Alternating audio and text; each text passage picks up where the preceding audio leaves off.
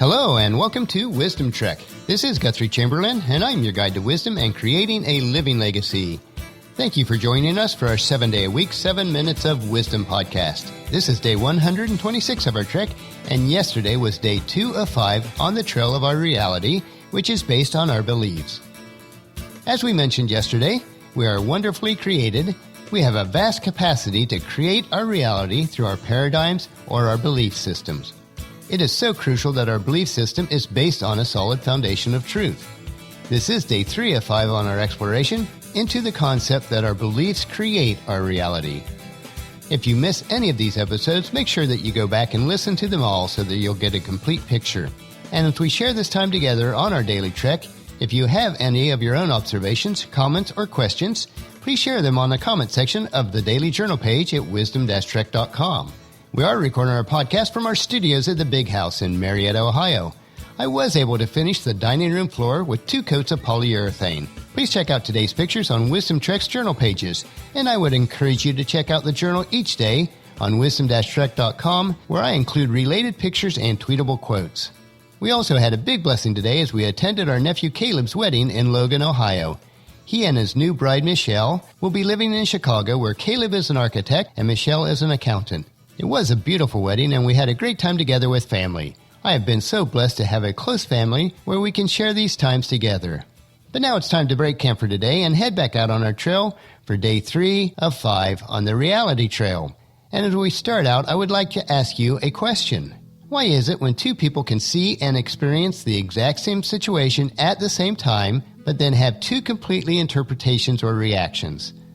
Which response is true? Both are reality and the person that experiences it. This example supports what we have been exploring the past couple of days, that our beliefs about our world create our own reality. This reality is personal to us. On a subconscious level, each of us are convinced that our beliefs are both true and accurate. After all, they must be correct. Otherwise, why would we choose to believe them, right? Here's how the dictionary defines belief. It's an acceptance by the mind that something is true or real, often underpinned by an emotional or spiritual sense of certainty. On the first day of our current trek, we talked about how our beliefs provide a structured process through which we evaluate everything in our lives. And yesterday, we saw how our beliefs become the foundation for our internal map of our reality. Today, it's time to take a closer look how we subconsciously alter the meaning of our experiences and relationships to make sure that they fit to our map. We will also discuss how we attract people and situations into our lives in an effort to verify the accuracy of our version of reality. And as a Christ follower, it is hard sometimes to question the beliefs that I was taught from childhood. It is important that we make sure that our beliefs are grounded on biblical truth and not the interpretation of someone else that we have just blindly accepted. If you are also a Christ follower, I would encourage you to adopt the practices of the Church of Berea as written in Acts chapter 17, verse 11. And the people of Berea were more open-minded than those in Thessalonica, and they listened eagerly to Paul's message. Then they searched the Scriptures day after day to see if Paul and Silas were teaching the truth. So for day 3, we want to look at the subject of defending your beliefs. Do you know what the granddaddy of all human emotions is? Every person on the planet has inherited an insatiable desire to feel loved, safe, and secure. Efforts to fill this desire shape the actions of individuals and the course of world events.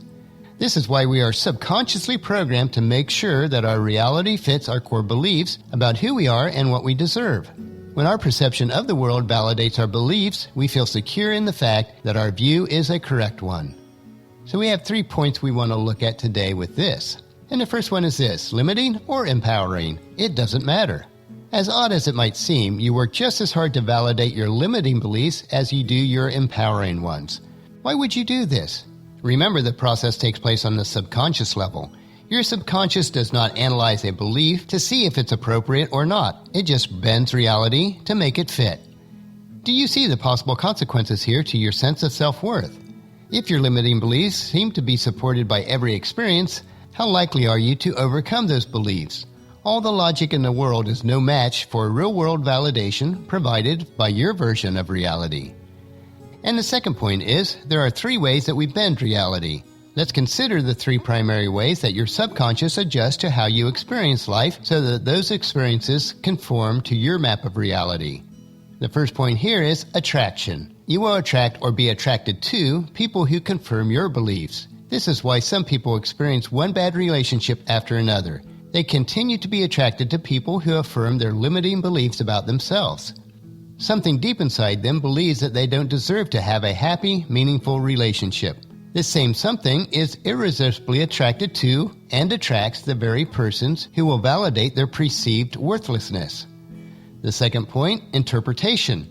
We already talked about how our internal map of reality is based on how we interpret the events and situations in your life. If your map says that life is wonderful, then your interpretations and your map are empowering. What if your map says that everyone is out to take advantage of you? Then you will misinterpret the events in your life to fit your map. Perhaps you will take a neutral experience and put a negative spin on them. You may read negative messages into harmless conversations or unkind motives into a meaningless glance. If you are convinced or believe on a subconscious level that people are out to get you, then you will find ample evidence that the world around you to confirm that belief.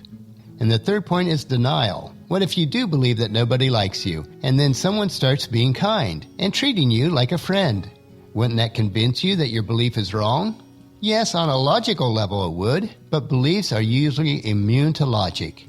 So how might you respond to this friendly input that doesn't fit into your nobody likes me map?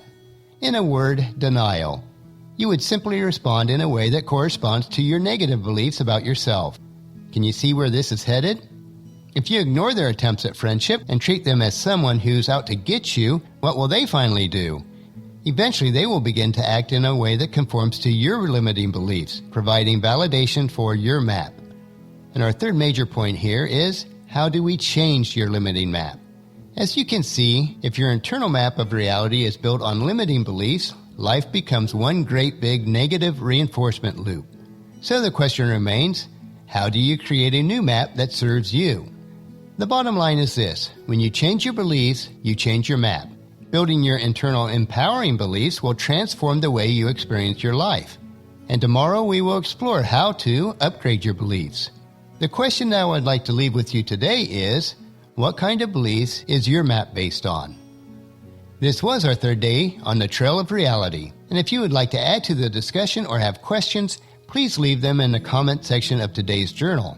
In order to learn more about how our beliefs create our reality, join us tomorrow for another day of Wisdom Trek, Creating a Legacy, as we explore upgrading your beliefs. And that'll finish our podcast for today. Remember to listen to your daily dose of wisdom at wisdom-trek.com, or you can subscribe at iTunes, Stitcher, SoundCloud, Spreaker, or YouTube. And if you subscribe, the episodes will be downloaded to you automatically each day. I would really appreciate it if you would help Wisdom Trek grow by sharing Wisdom Trek with your family and friends through either email, Facebook, or Twitter so that they can come along with us each day. The journal for today's trek can be found at wisdom-trek.com. And I want to thank you so much for allowing me to be your guide, your mentor, but most importantly, your friend as I serve you through this Wisdom Trek podcast and journal each day. And as we take this trek together, let us always live abundantly or fully, love unconditionally, listen intentionally, learn continuously, lend to others generously, lead with integrity, and leave a living legacy each day. This is Guthrie Chamberlain reminding you to keep moving forward, enjoy your journey, and then create a great day every day. See you tomorrow.